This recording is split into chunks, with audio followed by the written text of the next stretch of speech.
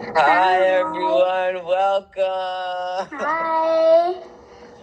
Hi Marlowe. Hi. Hi, Jax. Hi. Hi everyone. Hi, I see you up there, down there. Hi. Hi. I mean, it was my first, I think, movie call. So I just wanted to do it for that mainly, but then I also read through the script and stuff once I got it. So I auditioned. I reached out to Alan via iCloud email, and so we started talking, and then I auditioned, and then he was like, "Hey, I liked your tape. The topic is really heavy, and some people, it's heavy for a lot of people, and I think it's really important to be involved in stuff with topics like this, so that you can advocate for people who have experienced similar things and similar assault and abuse, so that they feel seen, and so that they can protect themselves from seeing what can happen to victims in this film." When I was reading through the thing, I was like, wow, this topic is deep. But, I mean, it was still, fun to do. But it was, at the same time, really, hard. Did it make it harder to practice because of how heavy the topic was? Yeah, that's what I felt. what it was. Yeah, I remember only being able to read the script 2 or 3 times because of how heavy the topic was for me. So I was like, okay, I'm gonna put this down now. Yeah. Okay, and especially after getting the role, I had to really kind of involve myself in that world of the, abuse, and just having to read that over and over again. It was hard because I was also worried about the topic. And I was it was my first time really learning about it too. So it was really intense, but then also I was just learning about it. So that also made it really hard. I read the script a few times, and I kept going over my scenes and then the following scenes. I stayed within the first, maybe, I can't give you an exact, maybe 30 pages, because I kept reading those 30 pages over and over and over again so that I could really get into, just understand fully the part that we were going to film, and being able to convey those emotions as the younger version to carry on to the older version, because setting the scene, what is my intention behind what I'm saying? And the more I focused on my intention instead of just reading it over and over again, that made the lines come easier to me. So yeah, I did definitely have to read through my lines a lot, not to only memorize them, to also get to know them, understand them, and really see what it truly means. And then I also talked with Ava a little bit, and so she kind of helped me develop my character a lot. And then as we started working, reading through together, it helped me react more with the other person, because to see how it would feel. Yeah, we also read the scenes together multiple times, and we also had conversations with our older selves, Christy and Austin, multiple times as well. I feel do you remember when we were at the tea place, and then Alan said, "Hey, do you want to improvise?" And then you just sat there, and then you looked at him, and then I was like, "No, thank you, I'm okay." But I feel I kind of wish that we did improvise a bit, because I feel it would have made our just it seemed even more authentic than it already did. And I think we did a great job, girl. We blew it out of the park. But just I really wish I had said yes to the improvising thing. But I think part of the reason why was, did you want to improvise, or were you also like, did you also I not really want really to do it? didn't care what we did. So after reading the script, I could like really tell that like she truly was just not happy at all. You could tell just like, I mean, I know we only did like one day walking home, but like just like in my imagination, just like I could just think like after every day walking home, she'd be like slowly more depressed, and reading the whole script really helped me think of that. Did seeing Ava's acting help you get into character more? Oh, definitely.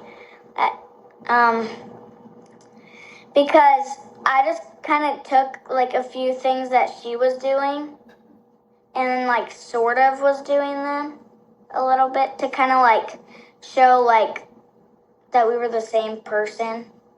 Reading it over and over again and seeing the emotion that Austin was conveying and how hesitant he was. Even on paper, you could tell how hesitant he was. And seeing it on screen, you could tell how hesitant and nervous and anxious and like, I don't want to screw this up because I really love her and care about her. And I don't want to drive her away because she's already going through a lot. She's already going through all this abuse and the sexual assault, and I don't want to make that worse for her because I love her and I care about her. So I really had to try and embody that. And I think seeing Ava's performance helped me a lot as well, because just seeing, holy crap, like I did not help at all. Still going through, she's struggling mentally and she's hurting herself. And I was just like, oh, okay, so I need to do something. I need to do my best, but just also be really bad at it at the same time. No matter what, even if I did like 100% everything I did was right, she still would have struggled either way. That was inevitable. The mental health problems that she faced when she was older was going to happen no matter what because of what happened to her when she was little. I didn't really know much about that topic, so I learned quite a bit after seeing everything happen. I was like, dang, some people really go through that. I was, already pretty well educated on it, but just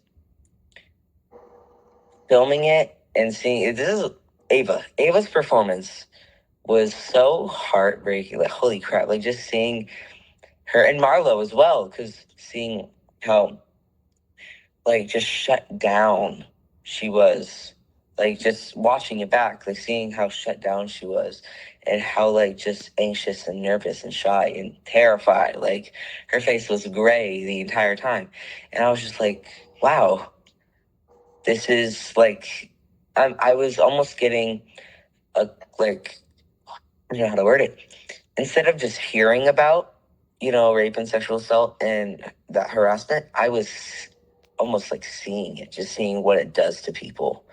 Why would you do that to someone, like knowing that they would struggle with with their mental health? And because Ava, she was like, I can't get it off of me, like 'cause she was trying to scrub her stepbrother away, and yeah, her and Marlo's performance is incredible, honestly.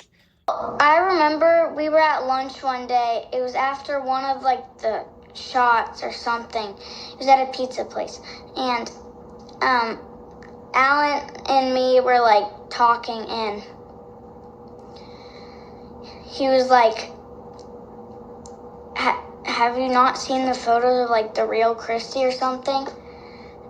And I was like, no, you never showed me. And he was like, are you sure? I was like, yeah, I'm sure you haven't showed me. And then he showed me and he was like, this girl thinks she's disgusting. This girl thinks she's gross. I was like, what? How someone that beautiful could think she's gross? She was so pretty. And so that kind of like helped me think of like how she felt. Like I almost put myself in Christy's shoes, like, and then the next day I was like almost like a whole nother person. It was like, yeah, I like almost like brought the character alive, it feels like. The next day was so different, for sure. But I feel like part of the reason why it's so important that the film gets finished is the message it sends and the awareness that it gives to, and how it represents, people who have faced that kind of abuse and assault.